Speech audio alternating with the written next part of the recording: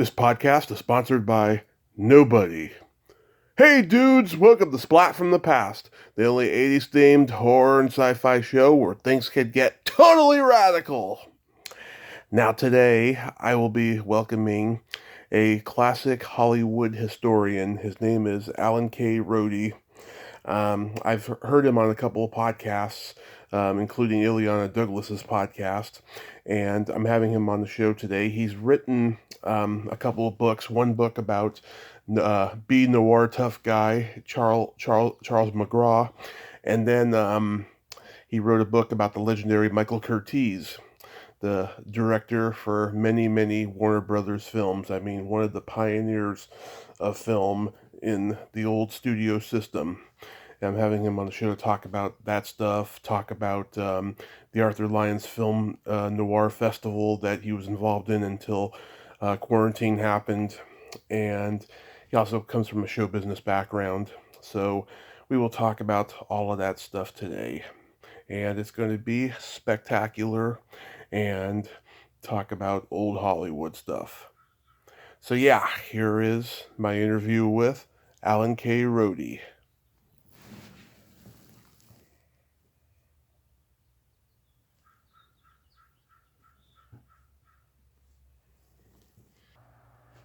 This is Alan. Hey, Alan. Welcome to the show, sir. How are you today? Tommy, I'm great, and thanks for having me on. I appreciate it. Oh, absolutely. This is such a great honor. Mm-hmm.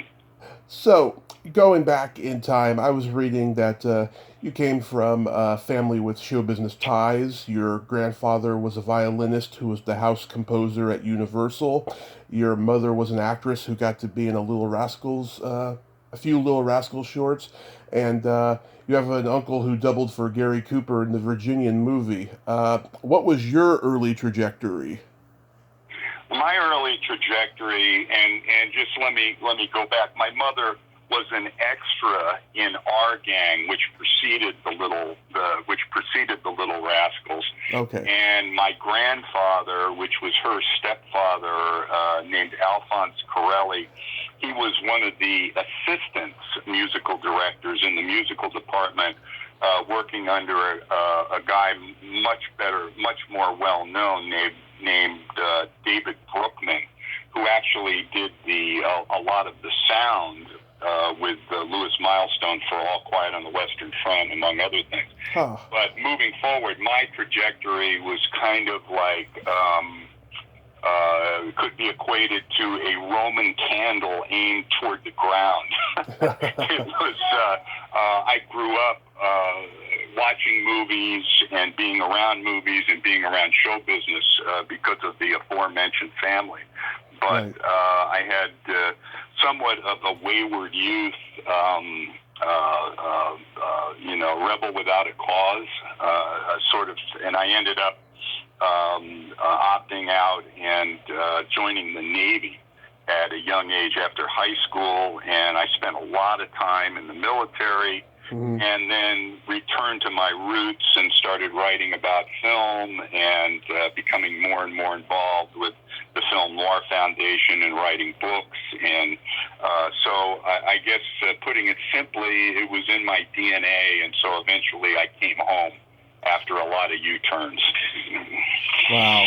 Yeah, I never knew why they would be called our gang and then the Little Rascals, but thanks for clearing that up. I never knew. Yeah.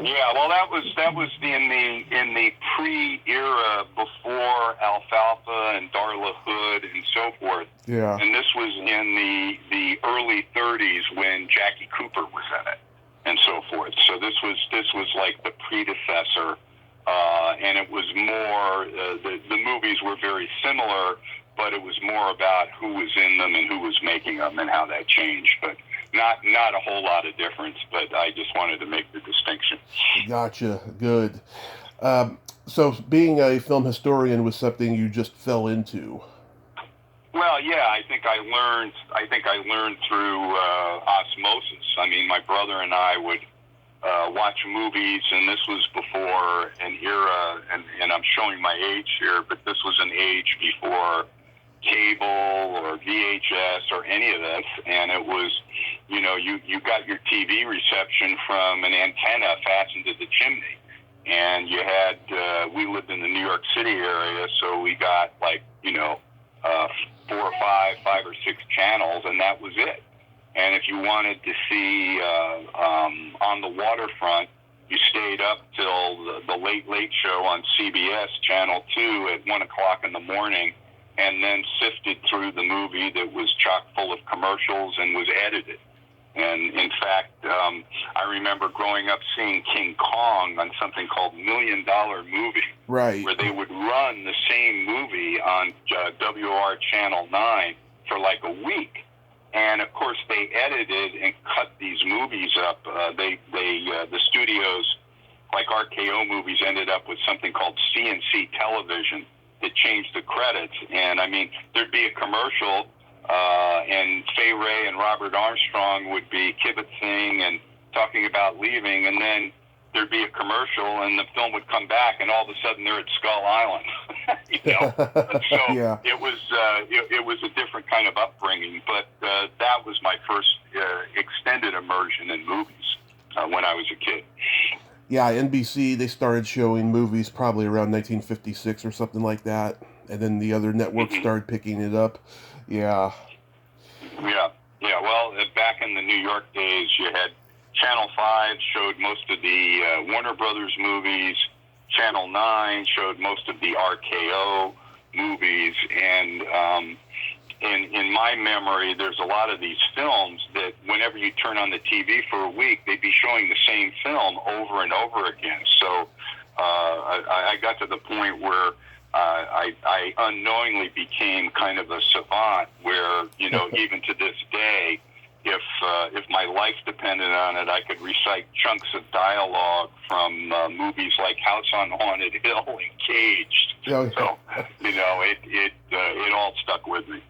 Yeah, same here. I mean, I grew up in the age of cable and VHS, of course, but yeah, I mean, I was singing the Wizard of Oz songs, like from the get-go, from the time I saw the movie.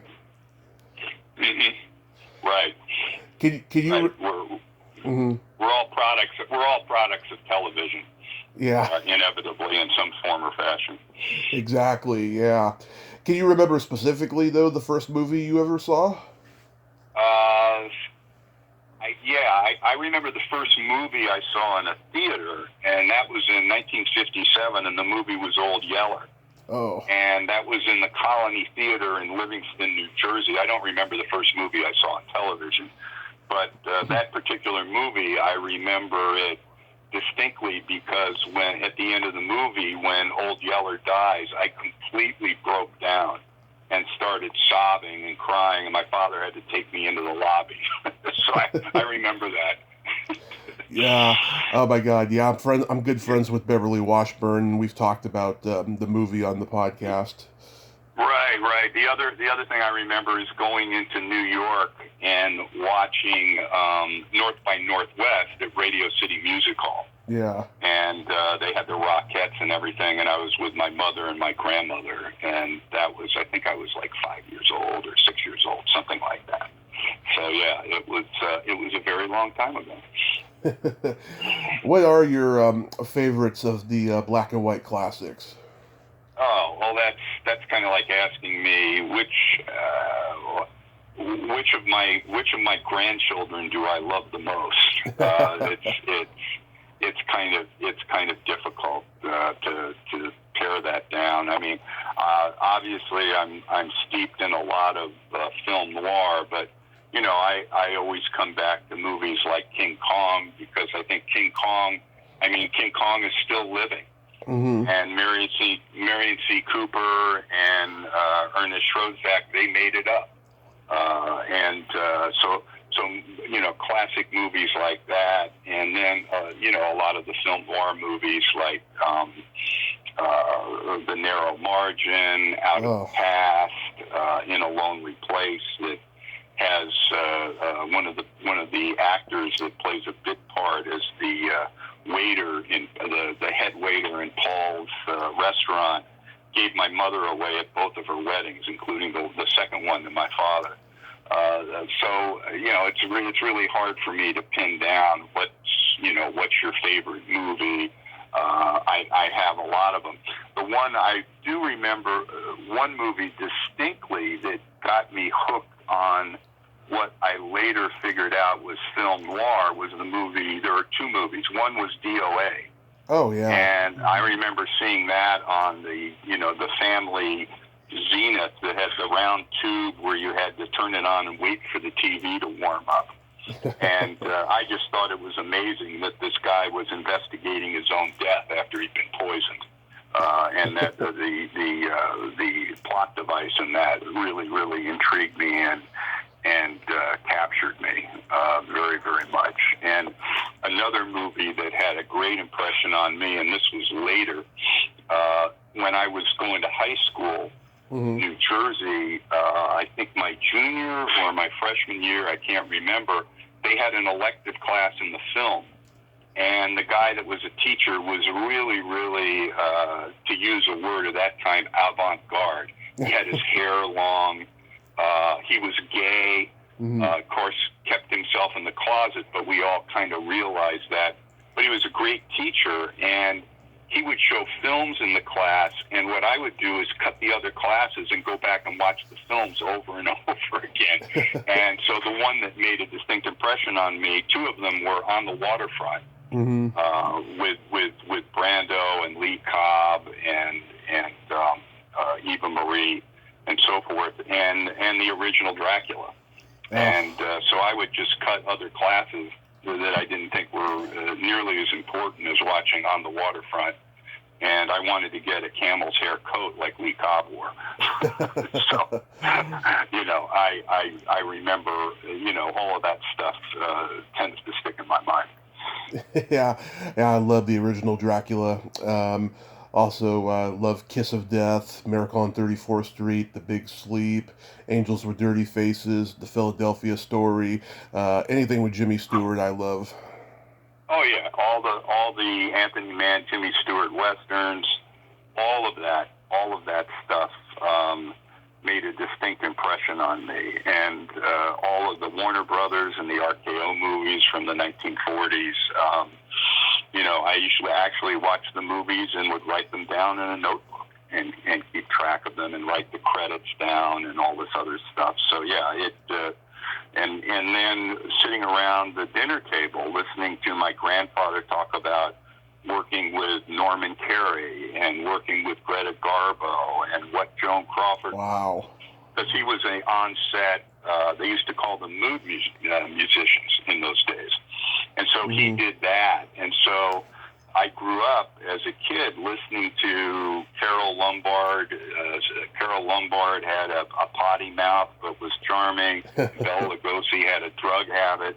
And all of this showbiz gossip in addition to, other stuff about the movies and so on and so forth. And my grandmother used to take me to the movies, and she would talk to the movie screen, which annoyed the other patrons. It was embarrassing, and there'd be some ingenue that would get in trouble for something, and my grandmother would say, "See, honey, suck sorrow. I told you he was no good," and people would turn around going, "Shh," and I'd kind of cringe, and the seat didn't faze her a bit. So, yeah. Wow.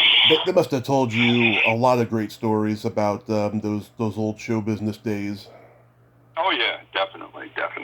But, so a lot of this was a springboard into what I do now, which is writing books about movies, and I've had a film festival in Palm Springs for 20 years now, the Arthur Lyons Noir Festival. That I actually took over in 2008. Arthur, we named it posthumously after Arthur, but I've had, all kinds of celebrities out there. I've hosted many different shows at the Noir City Festival in Hollywood, in Chicago, Washington, and so it's a lot of fun. It's been somewhat interrupted by COVID. Right. But last year, instead of being able to go to festivals and host events and go to events, I've been doing a lot of these Blu-ray commentaries for vintage films. So that work has been rewarding, and it's kind of kept my hand in things. And I'm working on 2 books, and The Michael Curtiz biography came out in paperback in February, Nice. Which was very nice, and so it's always great to get a reprise on some good work that you've done. So I am keeping busy. Now, let's talk about the Michael Curtiz book, because he is one of the golden greats of Hollywood filmmakers, and from what I read, he was a very flawed guy, like a lot of directors and actors and studio heads from that time that we're starting to find out now, ever since the Me Too movement was launched. What made you want to write a book about him? Well, first off, I was asked. That's always nice. Mm-hmm. And I was asked to write a book about a director. And I don't like writing about people that have been written about ad nauseum. Of course. Or even written about before, unless there's a different perspective that I can take. Because my first book was on a character actor named Charlie McGraw that had not really been written about. And so I thought about directors that haven't had a book, and I thought about initially Jules Dassin, but that would have required me to spend a lot of time in Greece and France, and that wasn't something at that point that was very realistic for me, because I still had my day job at that point, and there were other people that knew Dassin well, because he lived almost to be 100. And the only thing I did with him is that we exchanged several letters, and he was very, very sweet and very gracious. But at any rate, so I hit on Curtiz, and no one had really done anything on him. There's a Spanish film scholar that wrote a biography of him in Spanish. That did quite a good job on some of his early life that I use as a reference, but it's never been published in English. And also, I had a very, very close friend of mine who was an actor named Richard Erdman, Dick Erdman. I've heard of him. And Dick and his wife and my wife and I, we were very, very close friends. We went to their Oscar parties, and I had him out to my events, and we hung out. We went out to dinner. We drank, everything, and we were quite close. He passed away a couple of years ago. But in any event, I was ruminating with him about what should I write. He goes, "You need to write a book about Mike Curtiz. He discovered me." And he told me this story that was right out of, my greatest tales of Hollywood, on how he got hired. His career started out of high school when he did a cold reading for Curtiz for a movie called Janie, and got hired right on the spot and got a 7-year contract with Warner Brothers. And that was the beginning of a 7-decade career in film. So I decided to write the book on Curtiz, and originally it was going to take me 2 years and be, 250 pages, and it took me about 6 years, and it was, in the end, I think it was nearly 700 pages. Wow. So, there were a couple times when I was writing the book where that line used by John Huston as Noah Cross in Chinatown occurred to me, when he says to Nicholson, "You may think you know what you're dealing with, but believe me, you don't." But, in for a penny, in for a pound, I ended up going to Hungary, to Budapest. I made a very valuable contact with a writer film historian that helped me enormously, going through 100-year-old movie magazines and finding interviews that Curtiz gave over 100 years ago, talking about the auteur theory, long before Cachet of Cinema or Andrew Sarris ever brought it up, and so on and so forth. And then, of course, I interviewed just about everyone that knew him or worked with him who was still alive. Yeah. And then was able to mine the Warner Brothers archives at the USC Cinema Arts Library, which was invaluable with all the material that they have. So it was a long journey, but it was definitely worth it, and I feel very pleased with what my labors wrought on Michael Curtiz. Yeah, wow, 700 pages. That's like a phone book. Yeah, it is. Well, a lot of it, you have a lot of back matter index, and then I wrote his filmography. And the filmography in itself, whole and in part, my count is he directed 181 movies. I mean, that's beyond, that's almost beyond comprehension. That's close to John Ford how level. many films he directed. And the other thing is, I found out that so much of what had been written about Curtiz was incorrect or exaggerated or just plain wrong. And what was written about him, a lot of it was written about his malaprops and his mangling of the English language in this heavily accented Hungarian. And a lot of that is true, but he played it up and turned it into a publicity angle where he put signs on his set saying Curtiz spoken here and that type of thing. He turned it to his advantage, even though he did have difficulty. He understood everything, and I think it was Paul Henry that said on working with him on Casablanca, his understanding of English was exceptional. It was his pronunciation. It wasn't so good. So there was that. And then there was this myth that I would attribute to a number of people like Andrew Saris, who have taken the auteur theory and turned it into kind of a religious cult type thing, that Curtiz was like a vocational mechanic of the studio system and simply shot the script and was kind of a hack. And I found that to be absolutely not true, just absolutely false, and much the opposite. He insisted on making movies in his own way and fought, pitch battles with people like Zanuck and Hal Wallace particularly. And Hal Wallace and he became close friends, and Wallace respected him enormously. Right. But yeah, was he tough to work with? Yeah, he was mercurial. There was nothing more important to him than making a movie. So if someone needed to eat or go to the bathroom or something else came up, it was like, how can you feel this way when I, Michael Curtiz, I'm making a movie? That's the most important thing that's going on. Directing movies was his drug, and that's one reason he directed so many. He was either directing a film, thinking of directing a film, planning to make a film. He put that ahead of sex, which came in second, and polo, which came in about third, along with skeet shooting and his interests. But he was respected, but he was not well liked because he was not, as one of the people that worked under him told me, Mike was not a clinging vine type of director, and he vented pressure by having temper tantrums and yelling.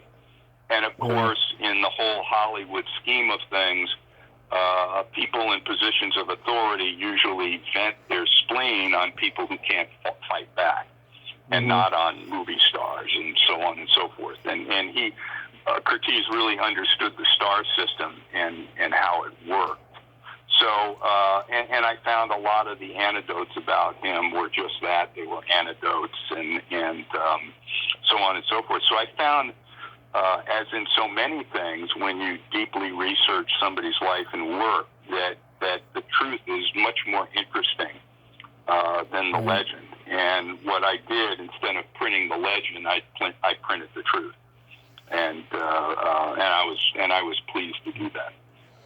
Yeah, I talked to Jackie Joseph. Her first movie was King Creole. She told me how tough Curtiz was. And then I interviewed this one guy, Ben Yagoda, who wrote a book about Will Rogers, and he got to know Will Jr. Towards the end of his life, and he told him about working with Curtiz on the Will Rogers story, too. Yeah. But it's interesting.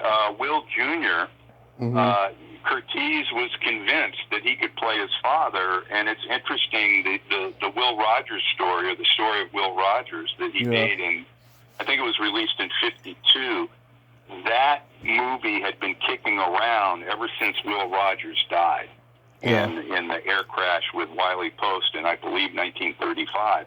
And the problem was, Will Rogers was so beloved and so well known and such a fixture in Hollywood, no one thought that they were equal to play him. You know, Spencer Tracy was a close friend. It was offered to him. He was horrified and turned it down. Yeah. Gary Cooper loved him. He didn't want to play it.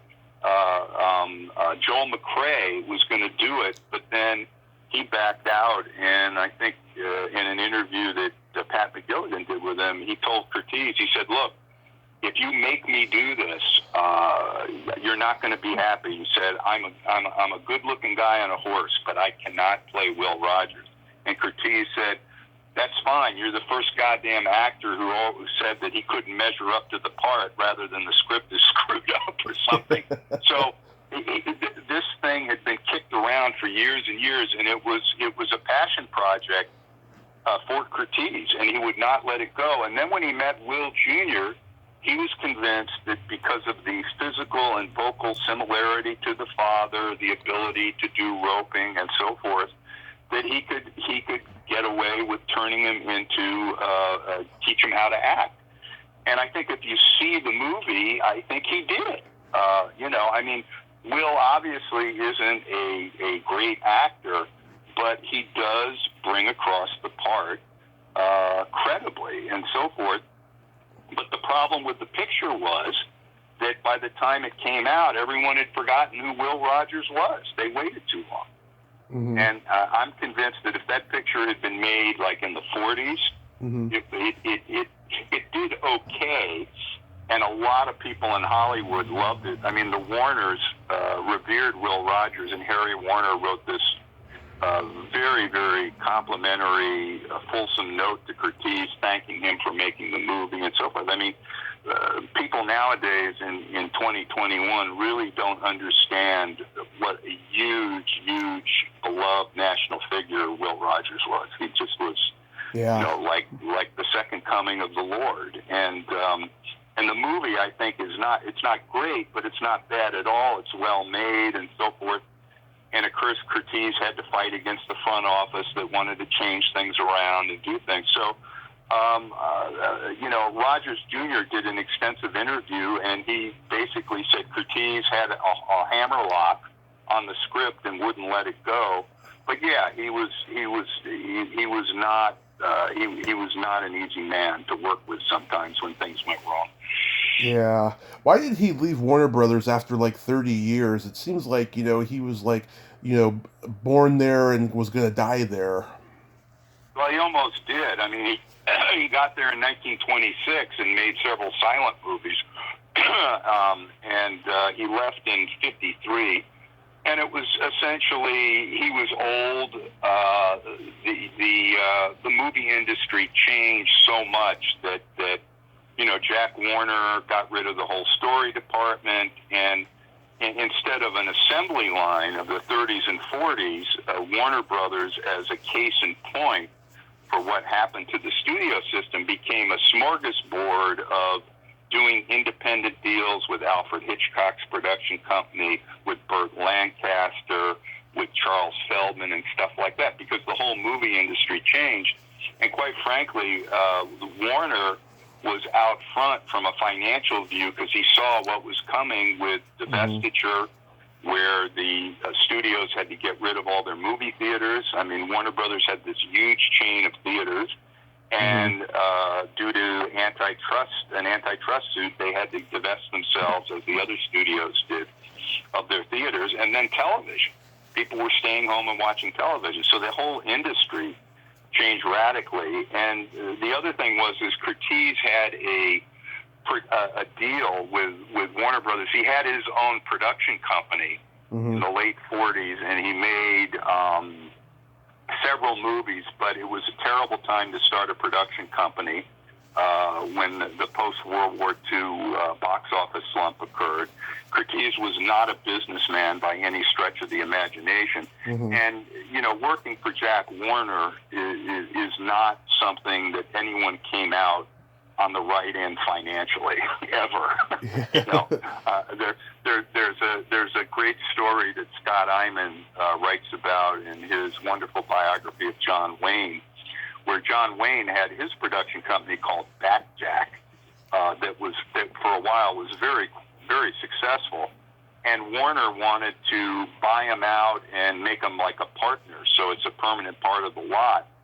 But John Wayne didn't trust Jack Warner because everyone that got involved in a financial deal with Jack Warner never came out on the right end of it, never. Mm-hmm. And so Wayne went elsewhere. And then several years later, Wayne and his son were on the Warner lot for some meeting about a film or something, and they bumped into Jack. And Jack says, Duke, you ought to bring Jack back here. You ought to be here at Warner Brothers where you can get fucked by your friends. I mean, so this was the attitude. And what happened is Curtiz had a profit-sharing agreement as part of his movie contract into the 1950s. And he was supposed to be able to turn a certain amount of projects down, and he was supposed to have access to certain talent. And, of course, Jack Warner ran roughshod over him with that. Mm-hmm. And then, of course, the creative accounting that Warner Brothers pioneered after World War II. All of a sudden, only one of his movies made any money. And of course, that really wasn't so. And I actually, in my book, discovered that there were two sets of books and all this other chicanery. So, Curtiz had enough. I think the analogy Billy Wilder used when he broke up with his writing partner, he compared it to a match cover that it had so many matches struck against it, it didn't strike anymore. and that's an apt analogy for Curtiz and Warner Brothers. He had been there a long, long time, but he was done. I think his last picture was a routine Western with Will Rogers Jr. and my friend Nancy Olson, mm-hmm. and it was nicknamed The Boy from Oklahoma. And that was the title of it. And Curtiz sent a memo saying, why are we calling this? Will Rogers Jr. is not a boy. It has nothing to do with the movie and so forth. And he said, we need an exciting title, and talked about like The Naked Spur that was coming out at that time. And Jack Warner wouldn't listen to him and continued to use these cliche titles and stuff. So it was just time for them to part ways for all of those reasons. Yeah. Do you think that Warner Brothers was a studio that just took chances on their content, whereas MGM was much more saccharine and sentimental? Well, I think I wouldn't put it exactly in those terms, but I think the studios reflected the personality of the people who ran them and owned them. And I think Warner Brothers was, particularly during the late 20s into the 30s, was a lot more innovative and rough and tumble and more proletarian. I mean, when you look at the people that were the stars, people like Betty Davis, Cagney, Edward G. Robinson, I mean, those faces, those personalities would not have found a home at MGM. Louis B. Mayer was definitely more history, family values. He was a very conservative Republican. The Warners were Republicans too until the Depression, where they said we gotta vote for FDR. We gotta change the country, right, and so forth. But the Warners, I think, had more of and a lot of that is due to Daryl Zanuck. Remember, he became the head of production in his mid-20s. After coming there and making Rin Tin Tin into a big star. Who, by the way, Jack Warner always said, my favorite star I've ever had under contract was Rin Tin Tin because he never asks for a raise and he never complains about the food in the commissary. Yeah. I think it was the personality, the rip from the headline type of movies that Zanuck really pioneered there and so forth. And, Zanuck and Warner had distinct personalities, and I think Louis B. Mayer, I mean, you even look at the way the films are lighted. MGM films have so much light on them, they look like F.A.O. Schwartz department store window on Christmas Eve. There's so much light into them in history. So, and they were the Tiffany of studios. I believe during the Depression, MGM was the only studio that didn't lose money. So, I can't criticize them from a business sense. until the wheels started coming off in the late 40s and 50s and so forth. But I think Warner Brothers had this kind of gum-popping, smart-aleck waitresses, sharp-mouthed reporters and editors, gangsters, all of that, and that became part of their oeuvre, their personality. And MGM was much more staid with Garbo and Robert Taylor and Ronald Coleman and all of that. So I think they were catering to different interests. And the other thing is, remember, Warner Brothers had a lot of their theaters in the theater chains that Harry Warner bought out in the rural parts of the country. So, a lot of that, the Warner style of movies played well where they had a lot of their theaters too. And I'm certain that was a consideration, because what people forget about old Hollywood is how much power the distributors had, or the individual theater people who ran the theaters for the different chains owned by the studios, and they knew what their audiences liked and didn't like. So, the studios in those days were making product, and it was product for their theater chains in so many cases, because the films would run a short period of time, and then there'd be new films. In 1933, Curtiz was roughly working on a new movie every 6 weeks. Mm-hmm. I mean, think about that. So it was it's a completely different world than it is now. A lot of guys, yeah, John Ford, Howard Hawks. I mean, they were very prolific back then. Yeah, but Hawks and Ford managed to carve out their own way of doing things, where at a certain point they were pretty much could pick a lot of their own projects. Although one of the things people forget about with John Ford is when he made all those movies at 20th Century Fox, when the set was struck, he was going on his boat with Wayne and Ward Bond to go down to Mexico to fish and get drunk. And Zanuck was in the editing room cutting all his films. So all of those Ford and Fox films after 1935 and so, those were cut by Zanuck, and I think Zanuck was the only executive that Ford had any respect for whatsoever, because he let him edit all his films, and was content to do that. So yeah, and Hawks made several films at Warner Brothers. Let's see, Air Force, The Big Sleep, Sergeant York, which was like a huge moneymaker, and Red River. It's like anything else. The whole conundrum of Hollywood was and still is you have creative people making films with other people's money. Yeah. So there's always going to be that battle. And if you're a Howard Hawks and you're using other people's money and you're bringing in a whole lot of money, you're going to get more freedom. Okay, and Curtiz ended up getting quite a bit of freedom at Warner Brothers because all his pictures made money, and if your pictures didn't make money, then you weren't around very long. So success always brings more freedom and more money. Yeah.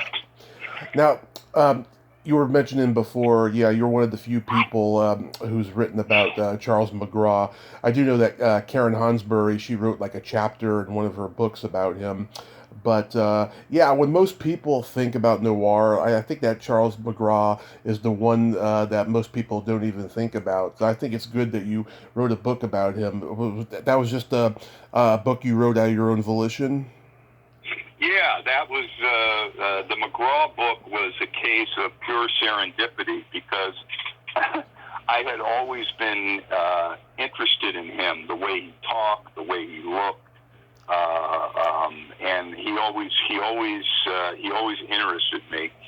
And then I started doing some research on him, and I found out that he died under very tragic and somewhat murky circumstances by falling in a shower and breaking, this was before the era of safety glass, falling through the door, cutting an artery and bleeding to death. Really, really horrifically tragic. So I started doing some research, and in those days, you could get death certificates of people who were deceased. So I got his death certificate, and I noticed that the woman who signed it as the witness wasn't his wife. Mm-hmm. And then I looked up the house that he died in, and I found out it hadn't, by looking at tax records, it hadn't changed hands for decades, that the same person that lived in that house where he died still owned the house. So that piqued my curiosity, and then I found out the woman's name was a woman by the name of Millie Black. So I wrote her a letter saying I'm doing research on Charles McGraw. This was before I really had the notion to write a book, but I said I'd just like to talk to you about McGraw and so on and so forth. And the letter never got answered. Oh. And at this time, I lived down in San Diego, so I came up with some friends to see some movies at the Egyptian Theater in Hollywood. And I went by the house, and there were some people working in the yard. And I said, "Is Miss Black here?" And he says, "Yeah." And this nice lady came out, older lady wearing a visor and shorts, out in the garden on a Saturday. She said, "Yes." And I said, "My name's Alan Rohde, and I wrote," and she said, "Oh, you're the fellow that wrote me about Charlie. I've been hoping you show up. Come on in." And with that started a friendship with Millie, where I ended up meeting all these people that knew McGraw. I ended up finding his home movies in her garage. I ended up getting his old raincoat he used in The Killers, all these stills, and then meeting his daughter and meeting a fellow named Bobby Hoy, who I became good friends with, who was kind of like Charlie's little brother, and all of this. So as I learned more and more and spent time with these people and her, I said, I should write a book about this. And so that's what I did. And unfortunately, Millie, who had a twin sister, and I write about her in the book fairly extensively because she did play a large part in the last 15 years of his life. She ended up getting dementia, and my wife and I helped take care of her till the end. So it was a very, the whole McGraw book was a very personal experience for me. Wow.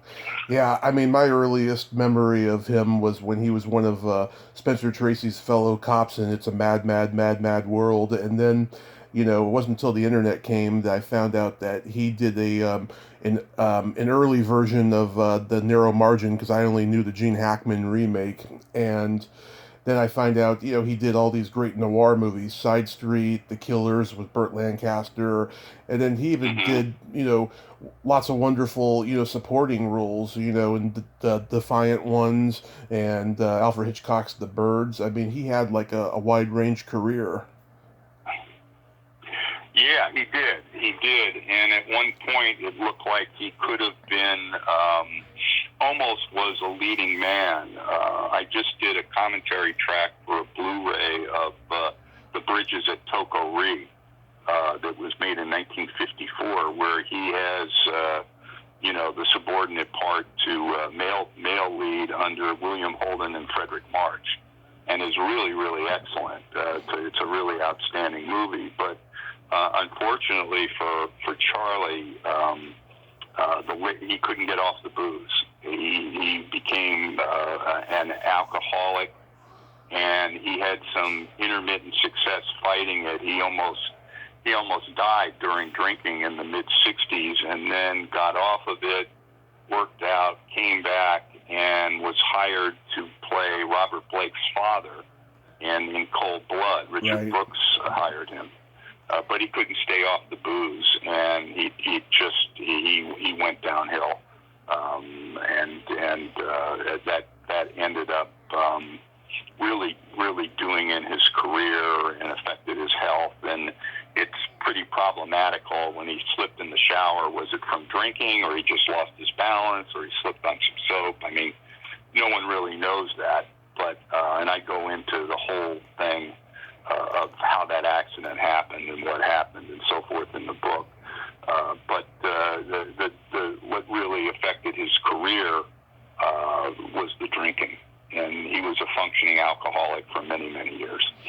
Yeah, he had a career like Richard Basehart or Edmund O'Brien, where he could be the noir tough guy in a B movie, and then be a supporting player in a big movie, and all that stuff. You know, there was a lot of those guys back then.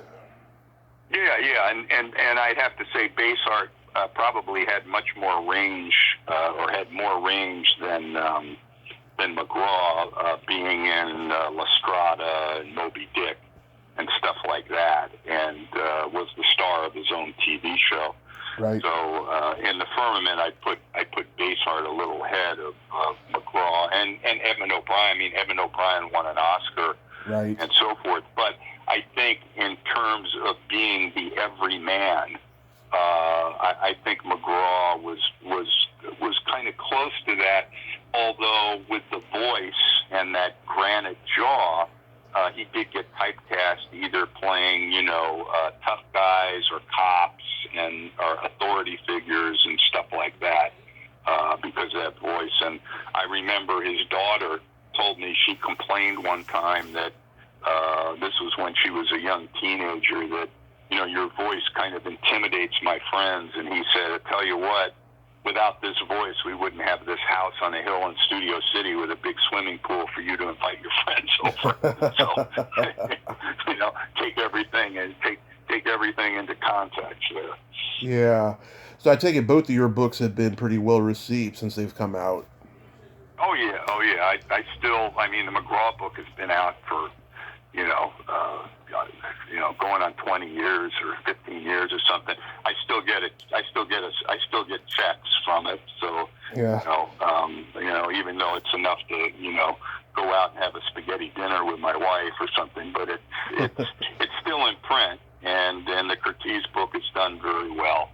So I have no complaints. I mean, to me, you have to put things in perspective, and a book about a fairly overlooked character actor and a director who died over half a century ago. I'm not looking at writing the great American novel or a bestseller. So I keep it all in perspective. Oh, that's good. So tell me about the Arthur Lyons Film Noir Festival. How did you get involved with it? I got involved in it because I went there and I became a friend of Arthur Lyons.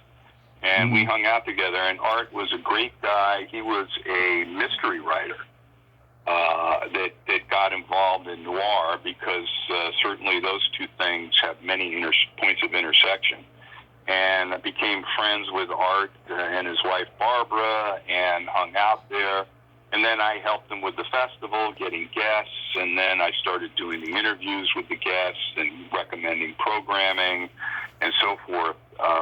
So I got involved there. And then in 2008, I think, Art sadly and tragically died.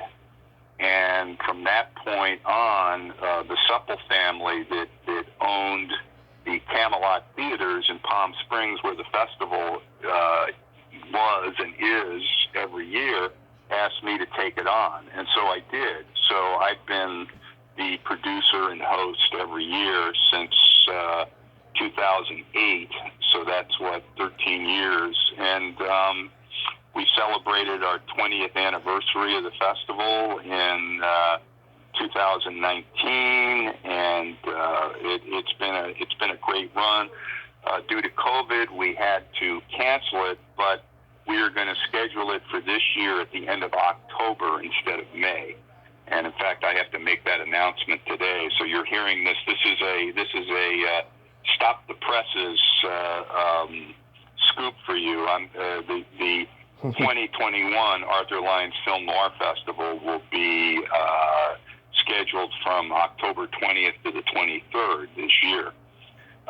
So, anyway, it's very distinctive from other film noir and other festivals because we show 35 millimeter print, and we also have guests. I have guests there every year. I've had Ernest Borgnine, Marcia Hunt, John Polito, just about everyone. Now I'm having certain, the sons and daughters of certain people that have something to say, that have careers of their own. And I've showed some newer films. Newer is like 25 or 30 years instead of 70. And I've shown very rare films, classic films, and so on and so forth, and had authors there.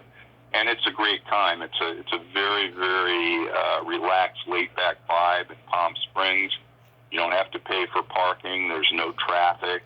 There's a lot of hotels. There's great places to eat. And the Camelot Theater is now called the Palm Springs Cultural Center because Rick and Rosine Supple, my good friends that have supported me through the years, they have created a nonprofit with the Cultural Center and donated the theater to it. So the theater now, which has 3 screens, a big house that holds, I think, over 400 people, and then smaller screens, does things for the community.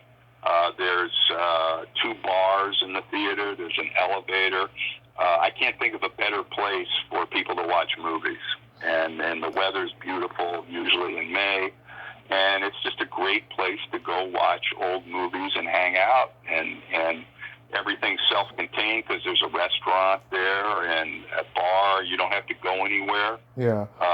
It's great. It's great. So I'm looking forward to, as things open back up, and scheduling the 2021 edition in October. But it's been a great ride for me. I have many, many wonderful memories of hanging out with people like Mickey Spillane and Mala Powers and Kevin McCarthy and Ernest Borgnine, and got to meet and spend time with all these folks. So it's,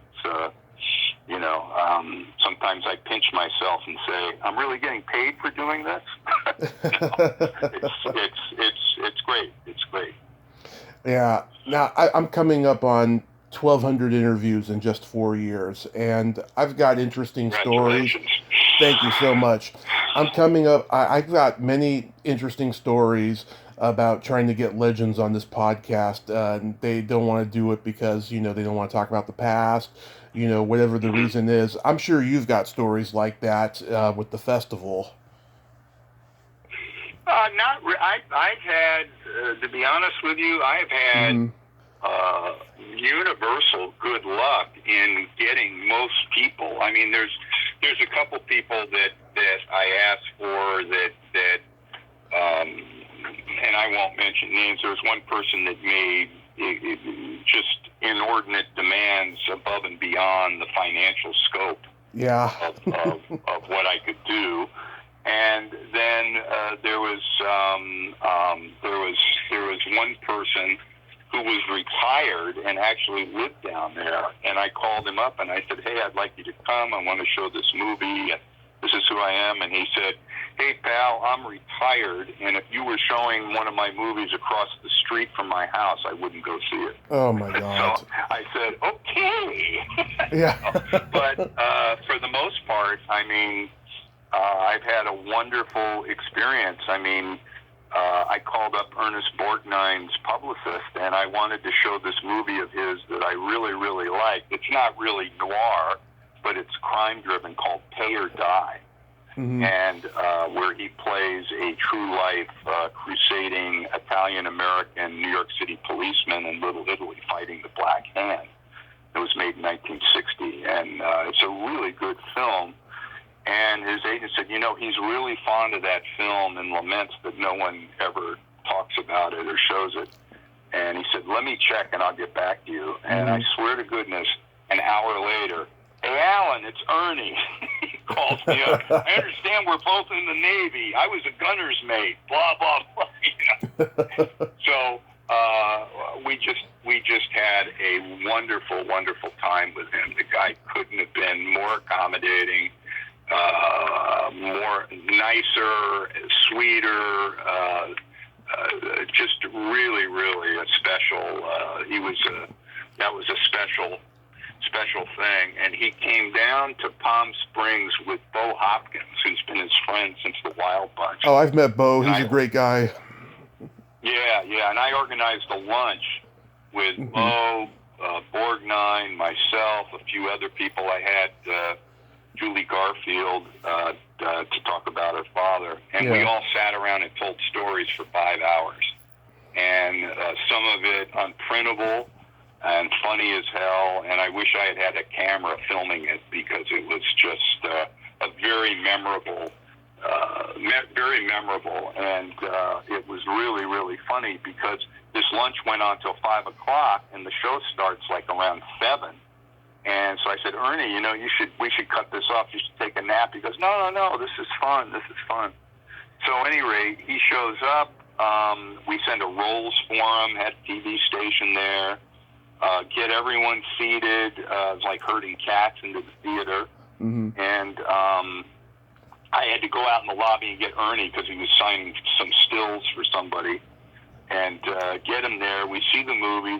People love the movie. Then he and I do a conversation, a video of which is on my website, www.alankrody.com. And then we had a reception, and I said, hey, Ernie, you don't have to wait in line for the food. And he goes, no, that way I get to meet more people. And I introduced him to June Lockhart, who was my guest for the following day. We hung out till like midnight, and he got up and he said, "Kid, I gotta go get some sleep." So I said, and I mean, he was like 90 years old, or older. And so the next morning, the postscript to all this, I get up early to pad down to the lobby to get a copy of the Desert Sun and see what they wrote about opening night. There's Borgnine in a sport jacket signing an autograph for some soldier. I go, Ernie, what are you doing? Because these friends of mine are picking me up. There's a race car I want to go look at. And the guy was 90. He had more energy than anybody. It was really incredible. Incredible time. Incredible fun. That is awesome. Yeah, I was looking at your list of people you've had. Yeah, there's some people on there that I've interviewed, like Ann Robinson. I was her Ann. I was her first podcast interview, and I met her at a convention like the following week that she was promoting, and she was so lovely. She gave me a free autograph of her, being attacked by that alien in the War of the Worlds. Mm-hmm. Yeah, Ann's a sweetheart. I've done, I think, like 4 or 5 different things with her in L.A., and I've had her at the Palm Springs twice for The Glass Wall and Dragnet, the movie. And she remains a good friend. She's a sweetheart. She is. Victoria Price a couple times. Sarah Karloff. And I've talked to Bela Lugosi Jr. And I'm trying to get Ron Chaney, but he's super busy. And I've also talked to David Frankham, who was in a lot of Vincent Price movies. He's 95. He's still working. Mm-hmm. He does the conventions and the interviews. Sounds great. Yeah, and I see you had Stuart Whitman, who passed away last year. Yeah, Stu was great. He was a wonderful guest, and he gave me a fabulous interview for the Michael Curtiz book, and I was sorry to see him go. You also had Conrad Janis. What's he like? Oh, Conrad's a nice guy. I haven't talked to him in a long time, and I don't know what kind of shape he's in. But I had him out for this was like, I think he was there in 2002, and then I did the same thing with him at the Arrow for the movie The Brasher Doubloon, and he played like a young character in the movie, and he was great. He's a jazz musician on top of being an actor and so forth, and a very interesting, charming guy. And Conrad was a lot of fun. Nice. And Pat Crowley, wow. Yeah, Pat was great too. She was a lot of fun. She was fantastic. I have no complaints about any guests that I've ever had out to any of the festivals. They've all been really, really, and I know that probably sounds boring, but there's really nothing to dish about. Everybody has been very appreciative and very warm, and really respond. My audience in Palm Springs, I say my audience, that sounds very parochial, but that's how I feel about it. They're very, very, they're respectful, and they're also very appreciative. And the ambience there, you know, a lot of times the guests will hang out in the lobby and just talk to people and take pictures and so on and so forth. And it's very much different than the big city. Very much different. So yeah, I was in at any rate, it's been a great ride. Yeah, I was in the middle of funding my own screening and panel out in LA when COVID hit. I was so heartbroken because I spent like months trying to figure out like what movie I wanted to show. I was like talking to all the people and saying, how much is this going to cost and all that stuff. And then COVID hit, so it's been on the back burner and stuff. But I plan on getting it done in the next year or two, hopefully. Mm-hmm. Okay. Do you? So we're closing in on an hour. Are we ready to wrap this, or do you want to keep going? Oh yeah, I just wanted to ask you. Are there any books you're writing right now that you hope to get released? Yeah, well, I don't hope. I don't write without a contract. It's not a hobby. I do it for a living. So yeah, right. I write. I get you get a contract to write a book, and then you write the book. But I'm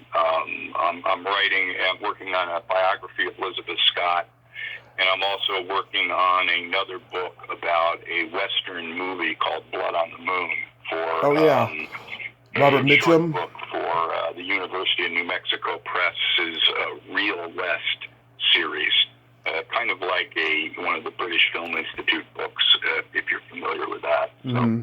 So I'm working on both of those things, and I'm doing commentary tracks, and I have the Blu-ray coming out from Warner Brothers next week on Dr. X. It has my commentary track on it, and it also has, I'm also featured in a featurette about the horror films of Michael Curtiz and so forth, and I have another Blu-ray coming out from Via Vision in May, next month, a movie I'm very fond of, a 1941 movie starring Peter Lorre called The Face Behind the Mask with Evelyn Keyes. Huh. A really, really tragic, noir-stained, short B movie that's excellent, and I contribute a commentary track on that. And I also did appear in a video discussion called Facemaker, Peter Lorre and the Face Behind the Mask, and it's essentially me riffing about Peter Lorre for about a half hour. So I've got those things coming out and keeping busy. That's the key to everything. That's great. Just so you know, I wasn't suggesting it was a hobby or anything. It's just I know some people have written books and they've been delayed for like a while because of COVID. Oh yeah, well that could happen. I don't know, but once I don't write any book without having a contract in hand and getting some type of advance and so on and so forth. But yeah, COVID has really affected people who are scholars from access to archival research, and I've had to navigate my way around that as well. So it's made things difficult and tragic for so many of us, and hopefully COVID is going to begin to show up in the rearview mirror. All we can do is hope and do what we're supposed to do with social distancing and getting vaccinated, and everyone needs to get vaccinated. I've gotten vaccinated, and everyone should get vaccinated. That's my public service announcement for your show, Tommy. I'm getting my second one next week, thank God. Good. Congratulations. Yeah. Thank you. Congratulations. Alan, with that, I'd like to thank you for having me on your podcast. It's been a pleasure. Absolutely, Alan. And yes, I hope the festival happens in the future. And if it does, I will go to it. And I look forward to your next book coming out. And Blood on the Moon's a good one. That's another one of those ones that people don't talk about. And stay safe and have a great rest of your day. Likewise, Tommy. Thanks again for having me on. Much appreciated. Take care. My pleasure, sir. Bye-bye. Bye-bye. Well, there you have it. Alan K. Rohde. Ain't he a cool dude? What a nice guy, huh? And wow, he is just preserving the memory of even the most obscure noir stuff and old Hollywood stuff. I mean, you gotta love that. We need more Alan Roadies in this world. Well, until next time, this is Tommy Throwback Kovac saying there's no shame in living in the past because the present sucks. Later, dudes.